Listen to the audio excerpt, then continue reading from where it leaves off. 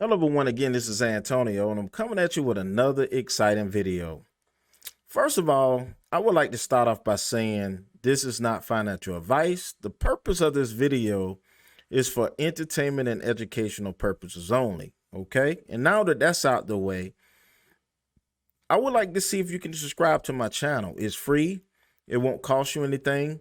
And on this channel, the reason why we want you to subscribe to the channel is because we speak about cryptocurrencies, we speak about stock market, and we speak about personal business credit.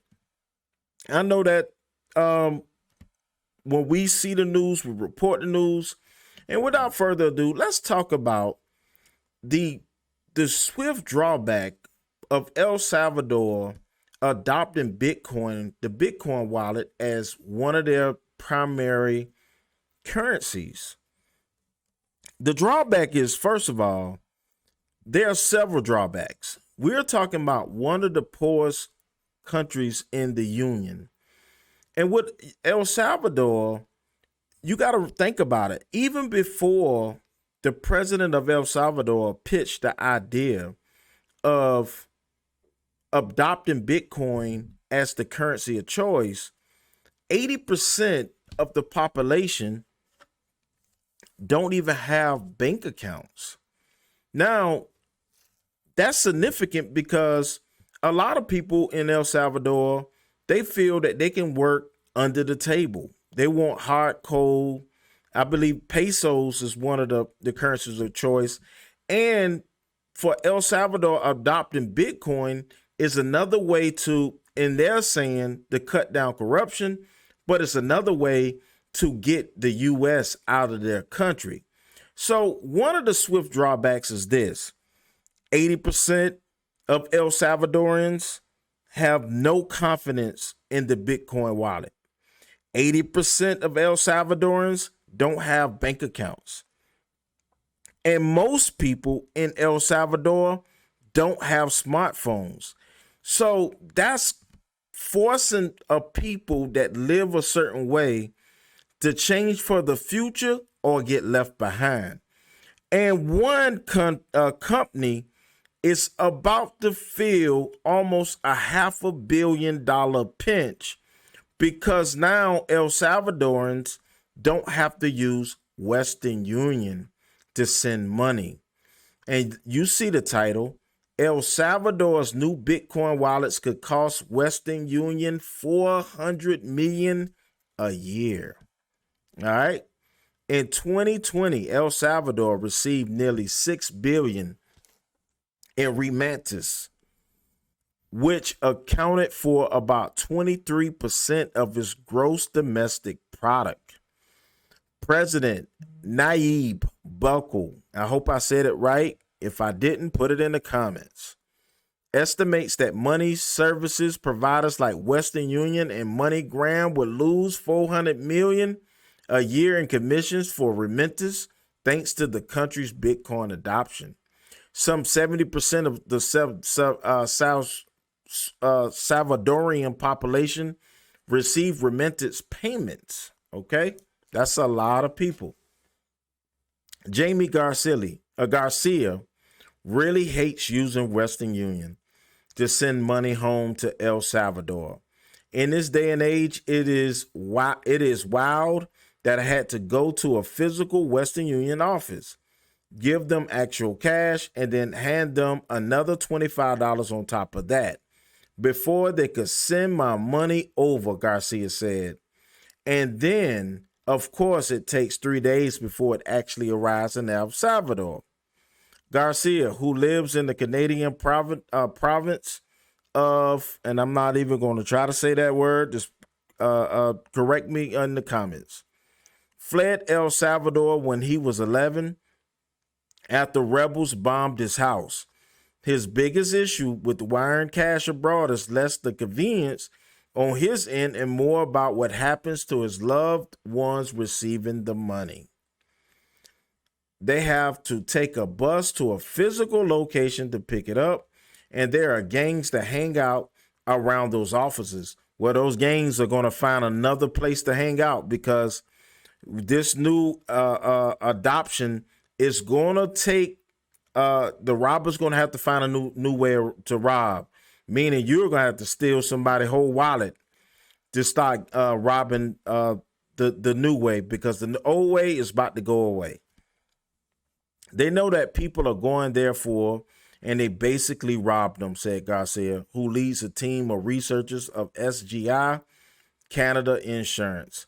Since he last sent money home, Garcia CNBC, he now has the option to make an online payment via the Western Union app, but he still faces steep fees, 12.5% for a $100 transfer. It doesn't solve the problem of what happens to those picking up their cash in El Salvador. Garcia isn't alone in the frustrations with the legacy payment rails that have long dominated the business of cross-the-border payments. Many in the 2.5 million Salvadorian diaspora send money to friends and family still living in El Salvador. Last year, they collectively transferred nearly $6 billion, or roughly 23% of the country's gross domestic product, and a chunk of that went to the middleman for facilitating these international transfers. Western Union and MoneyGram, your days have been numbered, and that's why I'm making this video.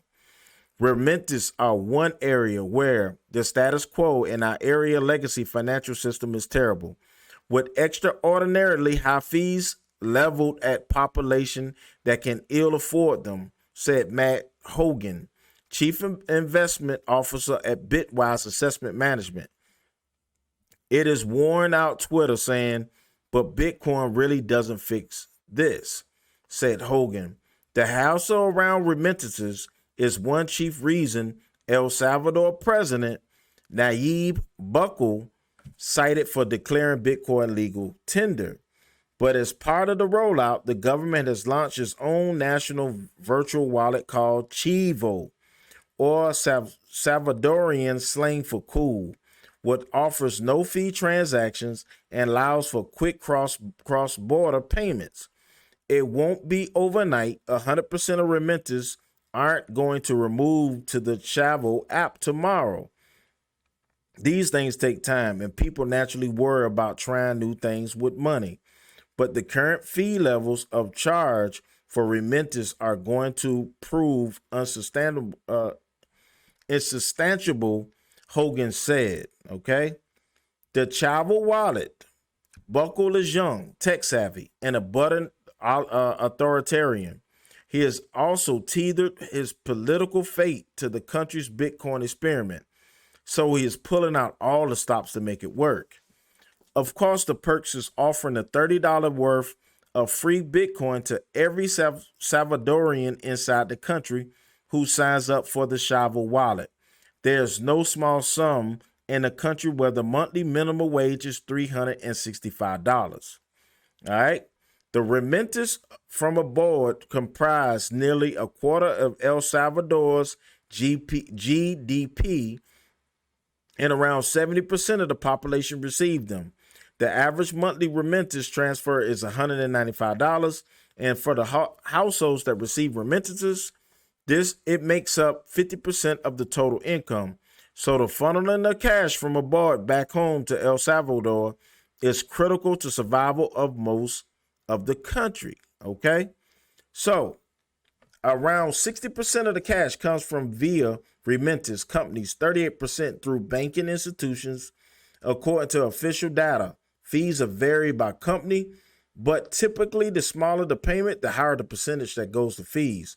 For instance, if Garcia to send $10 to his cousin in El Salvador, he will pay $3.24, or nearly 33% commission to Western Union. If he uses his mom's self-custodial wallet for the transaction, however, he will pay 10 cents or a 1% fee. If Garcia were to pay from a Chivo wallet, which is reserved for Salvadorian nationals living at home or abroad, the transaction will be free. Once his cousin receives the funds, he can then go to any of the 200 new Chivo ATMs the government has rolled out and withdraw US dollars from his virtual wallet. Wherever you are, you can send Bitcoin to anyone with the Chavo wallet in El Salvador, and in minutes, they have the value, and then they can go to one of the ATMs and take it out and cash without fee, said Alex Galligstein, Chief Strategy Officer of Human Rights Foundation. That's drop dead stunning. It's actually incredible humanitarian improvement, okay? The president estimates the money served providers like Western Union and MoneyGram will lose $400 million in a year in commissions for remittances should the population adopt the Bitcoin at scale. Mario Gomez Lozada, who was born and raised in El Salvador, worked as a banker for Merrill Lynch and Credit Suisse, now runs derivatives exchange for crypto assets. Thinks the figure will be closer to 1 billion. Western Union did not reply to CNBC request comment about whether the company was worried about how this might affect business and if there was any plan to alter the fee structure to adjust the increased competition. No, they got some thinking to handle. A $1 billion shortfall is going to be troublesome for them, and that's just for a country with 2.5 million.